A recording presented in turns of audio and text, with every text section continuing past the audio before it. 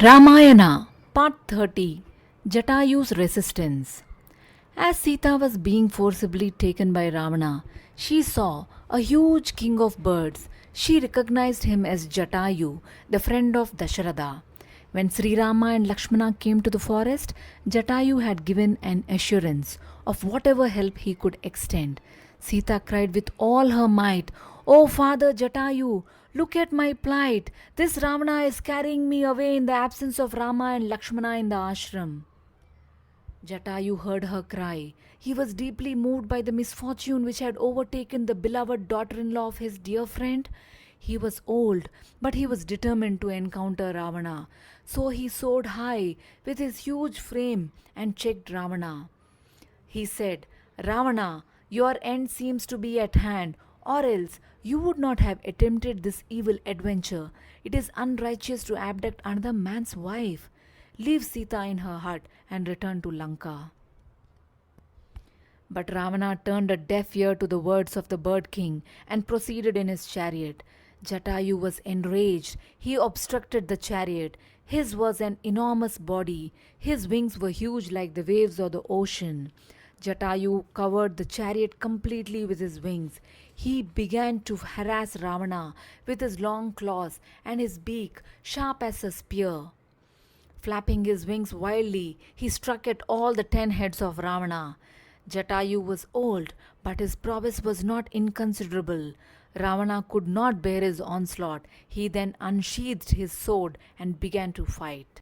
Ravana was younger than Jatayu. Besides, he carried several weapons. He had 20 hands with which to wield them. He had magical powers and could assume whatever form he wished. But poor Jatayu was very old, and his beak and claws were his only weapons. But he was undaunted. He did not remain passive because of his helplessness. He began to assail Ravana with whatever strength he could muster. Ravana could not bear the blows that Jatayu rained on him. Jatayu suddenly pounced on Ravana and overpowered him. He pierced his body with his beak. He dug into his body with his claws.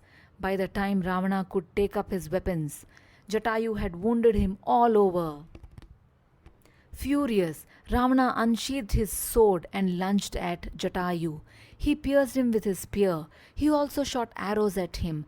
Blood streamed from Jatayu's body, but unflinching, he fought thrillingly with Ravana. As Ravana and Jatayu fought, the entire forest seemed to shudder. The animals of the forest fled as far as they could. Birds on branches of trees flew away at once. Their cries filled the sky. Ravana sliced off the wings of Jatayu with his sword. The king of eagles fell to the earth with a loud thud. He could no longer fight.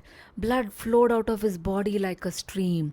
He said, "Ravana, it is a fleeting victory you have won. Unrighteousness can never triumph. Sri Rama will pursue you and kill you." But Ravana turned a deaf ear to his words and, violently restraining Sita, travelled towards Lanka. So Sita's last hope withered. She reproached her ill luck, blamed herself for not listening to Lakshmana's words, and wept loudly. As Ravana's vehicle sped across the sky, Sita saw below a mountain. A number of Vanaras were sitting there. She felt that they could perhaps be of some help. She removed the ornaments she was wearing, tied them up in her upper garment, and threw it down. The mountain was known as Rishyamukha Parvatha. Sugriva, a king of monkeys, and his followers lived there. The bundle Sita threw down fell near them. The Vanaras were amazed. They looked up and saw Pushpaka Vimana moving across the sky. There sat a Rakshasa in it, and a woman was weeping heart-rendingly and looking down at them. She was wailing, crying, "O Rama, O Lakshmana." The Vanaras did not know what to do. Then they decided, "Let us keep this bundle." The woman was wailing so heartrendingly. "It looks as if some Rakshasa was kidnapping her. If anyone comes in search of her, we will give this bundle." Ravana carried Sita to Lanka. Lanka was an opulent land. Wherever one turned, one saw heaps and heaps of diamonds and opals. Ravana's palace rivaled Lord Indra's mansion. He had a palace for summer, another for winter, a third for the rainy season, and so on. Ravana displayed all this wealth to Sita. He had imagined that, since he was as wealthy as Kubera himself, Sita would be dazzled by the display and would be attracted to him. He also told her how he had humbled the gods themselves in several battles. He said, "There is none equal to me in opulence. The man who can match me in prowess has not been born. Therefore, marry me and live happily." Sita was so revolted at the very sight of him that she did not wish to speak to him.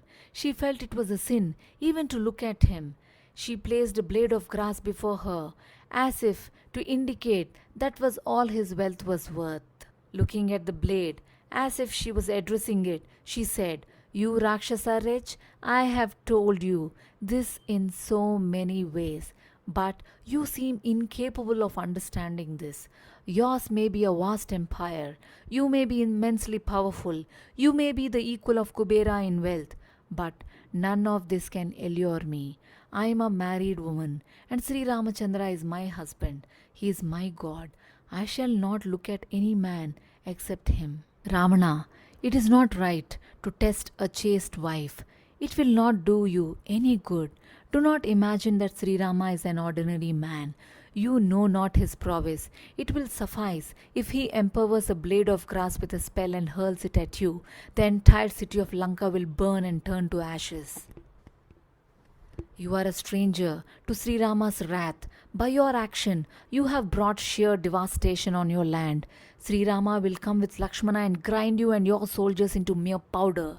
Your wives and those of your warriors will be widows. There will not be a single man in Lanka. Only widows will be left to weep. Only the heads of soldiers will be seen everywhere in Lanka. Rivers of blood will be let loose. Packs of wolves and foxes will howl in broad daylight. Such a dreadful scene will greet you. Listen to me at least now. Take me back to Sri Rama honorably. Beg Sri Rama to forgive you. My husband is full of mercy and will forgive you. You will live. When he heard Sita's words, Ravana ground his teeth in volcanic anger. He summoned the rakshasis who were nearby and said to them, "When I ask her to marry me, she preaches to me. Take her straight to Ashoka Vana and detain her there. Make her love me no matter how. If she does not marry me within 12 months from now, I will have her trampled underfoot by an elephant." The Rakshasis accordingly took Sita to Ashokavana. Ashokavana was an enchanting garden. The Rakshasis confined Sita there. They mounted guard over her so that she could not escape, and day and night they would pester her to agree to marry Ravana. They tormented her in many ways, but Sita Devi remained steadfast. She would not pay any heed to their words. She firmly believed that someday her husband would come there and rescue her and take her with him.